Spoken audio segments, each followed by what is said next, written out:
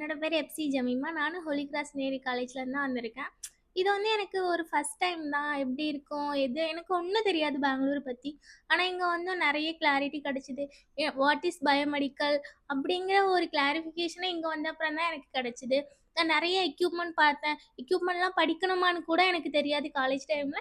இப்போ எல்லாம் எனக்கு கிளாரிட்டி உண்டு. நான் பிளேஸ் ஆயிருக்கேன் நான் கூட. எனக்கு தெரியாது எனக்கு வேலை கிடைக்குமா இந்த ரோல்ல? எனக்கு இந்த நம்ம ஃபீல்டுல வேலை கிடைக்குமா? அப்படின்னு ஒண்ணும் எனக்கு தெரியாது. ஆனா இங்க வந்த அப்புறம் I got a placed. It is the good experience for me.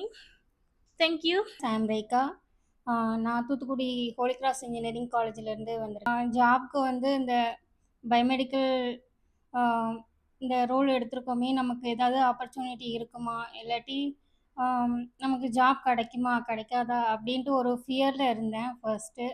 தென் நான் சர்ச் பண்ணி பார்த்தப்ப இப்போ லீவே கம்பெனிலேருந்து ஸோ நல்ல பிளேஸ்மெண்ட் கொடுக்குறாங்க. தென் இங்கே உள்ள ஸ்டாஃப்ஸ் எல்லாரும் ஸோ ஃப்ரெண்ட்லியாக நல்ல சூப்பராக இருக்காங்க.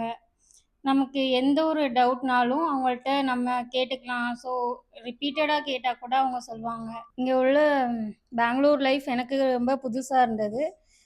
எப்படி நம்மளால் சர்வை பண்ண முடியுமா, இல்லாட்டி இங்கே உள்ள லாங்குவேஜ் நமக்கு ப்ராப்ளமாக இருக்கும். ஸோ நமக்கு புரியலைன்னா கூட அவங்க ரிப்பீட்டடாக சொல்லி கொடுக்குறாங்க. தென் நம்மளுக்கு இங்கிலீஷில் கொஞ்சம் நாலேஜ் கொஞ்சம் ஃப்ளூயண்ட்டாக வரலனாலும் கூட நம்ம ஸ்டாஃப் வந்து ஹெல்ப் பண்ணுறாங்க நல்லா இம்ப்ரூவ் பண்ணுறதுக்கு நம்மளோட நாலேஜை. ஸோ நிறைய கற்றுக்கிட்டேன்.